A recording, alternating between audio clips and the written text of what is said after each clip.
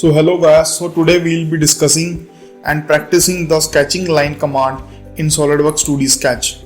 So to sketch a line, click the line icon on the sketch toolbar, or you can click tools, select entities and then line.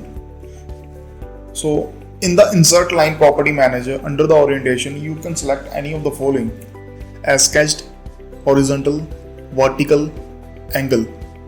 So under the options, you can select for construction to sketch the construction line, infinite length to sketch the line of the infinite length, add dimensions or angle orientations to display the length and the angle values. Now click in the graphic area and sketch the line. The line properties property manager will be displayed. Now complete the line in any of the following ways. You can drag the pointer to the end of the line and then release. Second one, release the pointer, move the pointer to the end of the line and then click. You can edit the line properties using the selection from the group in the line property manager. Now continue the sketch using the selected orientation.